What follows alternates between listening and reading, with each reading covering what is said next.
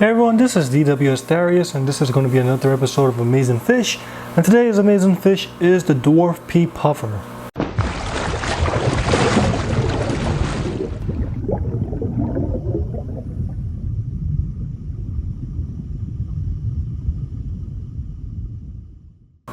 Okay everyone, so right now you're looking at my 55-gallon low-tech planting tank.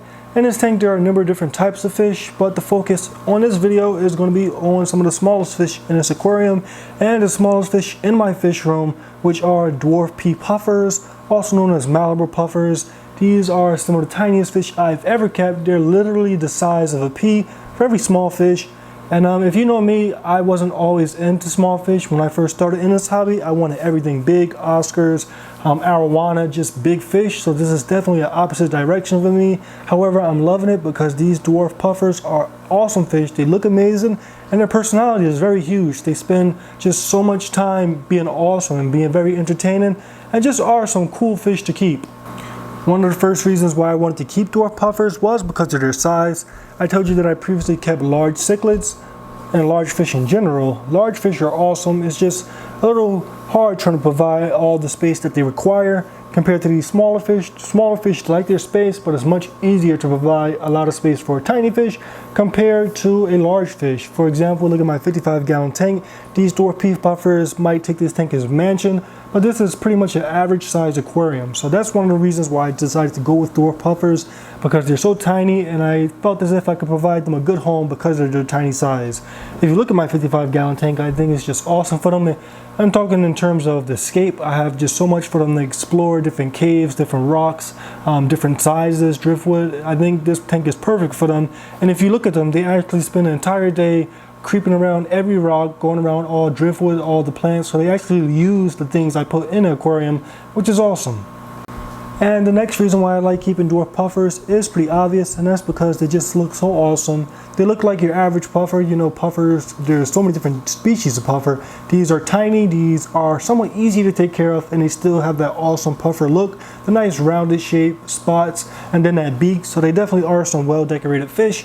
And to go on with that, these fish are very active. They spend the entire day searching for trumpet snails.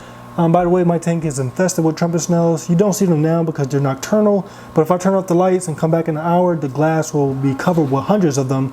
So the majority of the day of the puffers, they spend their days searching for these Malaysian trumpet snails, and that's awesome because I get a lot of activity from them in their search.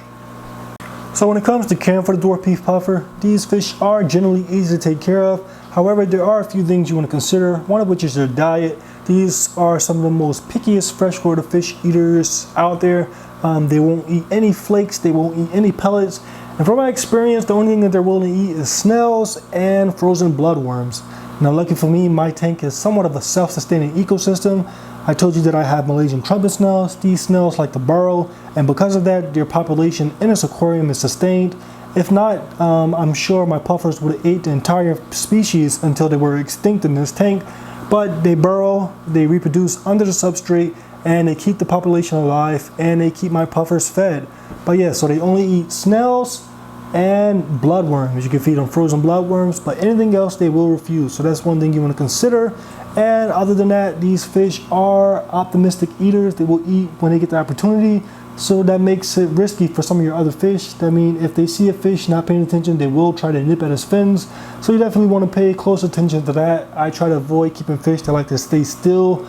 Like before, I used to keep hillstream loaches in this aquarium.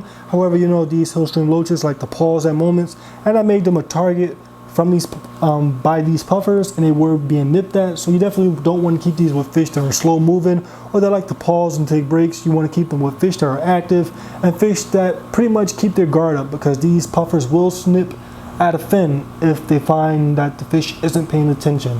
Other than that, these fish are easy to take care of. They are tiny, so you don't want to keep them with fish that can eat them, but they are awesome. They spend the majority of their day searching for Malaysian trumpet snails.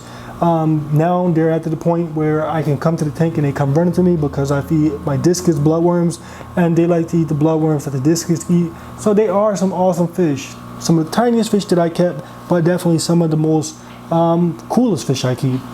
So YouTube, that's been another episode of Amazing Fish. Let me know what you guys think. If you like this video, hit the thumbs up button.